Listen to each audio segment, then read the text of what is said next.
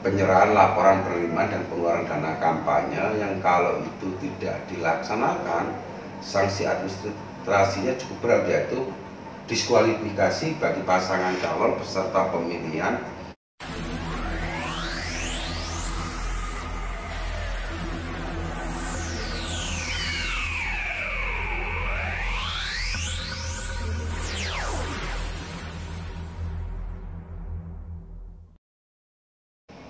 Assalamualaikum warahmatullahi wabarakatuh. Waalaikumsalam warahmatullahi wabarakatuh. Jumpa lagi dengan podcast Kawal, kabar pengawas pemilu Bawaslu Kabupaten Pasuruan. Nah, tamu kita kali ini adalah Bapak Toto Haryono. Beliaunya ini adalah Korbif Penyelesaian Sengketa Bawaslu Provinsi Jawa Timur. Kebetulan Pak Toto ini barusan selesai acara itu Pak ya, acara bagi mereka yang pilkada. Kebetulan Pasuruan, Kabupaten Pasuruan tidak pilkada, menjadi tuan rumah dan tuan rumah pelaksanaan acara LPPDK ya, laporan penerimaan dan pengeluaran dana kampanye. Selamat datang di Pasuruan Pak Toto. Selamat datang. Iya. Tadi mungkin bisa diceritakan Pak, dari 9 kabupaten kota itu mungkin progresnya seperti apa dari masing-masing kabupaten kota itu? Jadi dari 19 kota kabupaten yang melakukan pemilihan ini, di tahapan akhir ini ada proses potensi sengketa, yaitu penyerahan laporan penerimaan dan pengeluaran dana kampanye yang kalau itu tidak dilaksanakan, sanksi administrasinya cukup berat, yaitu diskualifikasi bagi pasangan calon peserta pemilihan yang tidak menyerahkan laporan penerimaan dan pengeluaran dana kampanye. Karena itulah maka kami menghimbau kepada kawan-kawan 19 kota kabupaten ini untuk cegah tangkal, cegah dini. Karena tangkal istilahnya Pak ya, di Bawaslu ini kan punya 4 tupoksi ya. Yang pertama pengawasan, pencegahan, penindakan, dan penyelesaian sengketa. Sebelum ada sengketa terhadap para pihak peserta pemilu, sesuai dengan tupoksi kita melakukan pencegahan sehingga tidak terjadi tindak pelanggaran. Apa bentuk himbauan kepada peserta pemilu agar mentaati peraturan yang ada? Apa itu? Tentang laporan dana kampanye. Karena apa? Laporan dana kampanye menjadi sangat penting. Ini asasnya adalah asas kepatuhan tentang penggunaan dana selama masa kampanye. Bagaimana pemimpin kepala daerah itu akan menciptakan good governance kalau soal laporan dana kampanye aja tidak tertib.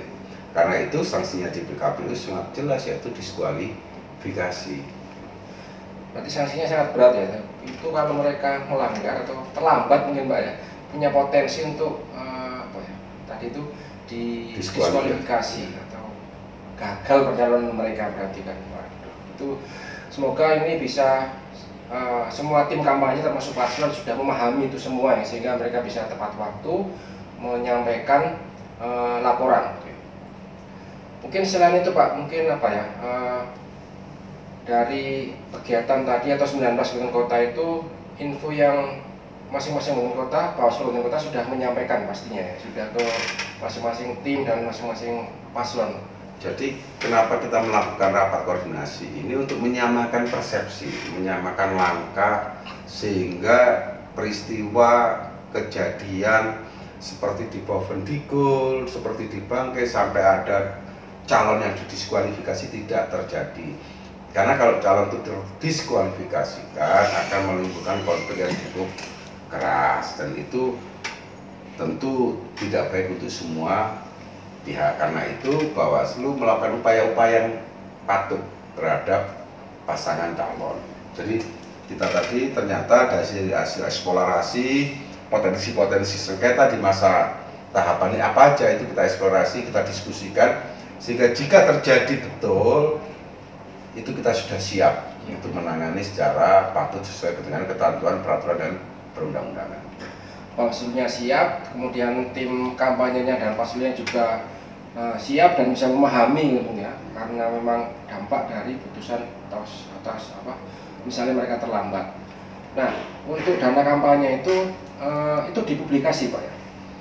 Jadi laporan penerimaan dan pengeluaran dana kampanye ini nanti dilaporkan kepada KPU secara lengkap juga lewat SIDAKAP, yaitu Sistem Informasi Dana Kampanye, sehingga bisa setelah diserahkan kepada KPU, KPU akan bekerja sama dengan kantor akuntan publik untuk melakukan akuntan, untuk melakukan penelitian apakah benar dana kampanye yang telah dilaporkan. Setelah dari KAP, hasil penelitian KAP, maka itu akan diserahkan kepada pasangan calon dan dipublish sehingga masyarakat bisa menilai apakah calon yang terpilih ini patut atau tidak patuh terhadap asasi dari kantor akuntan publik. Walaupun masih belum ada sanksi pidananya terhadap orang yang tidak patuh. Jadi sanksinya lebih banyak sanksi moral. Mereka patuh atau tidak patuh melaporkan penggunaan dan besaran dana kampanyenya. Mungkin sanksi moral ini juga sanksi sosial bisa disebut segitu Pak ya, termasuk mungkin apakah dana yang digunakan itu termasuk masuk akal atau tidak misalnya gitu kan ya, masa selama proses kampanye hanya menghabiskan sekian juta, mungkin itu bisa termasuk apa ya, penilaian bagi masyarakat untuk mengukur gitu ya, mengukur pasangan calon di daerahnya masing-masing.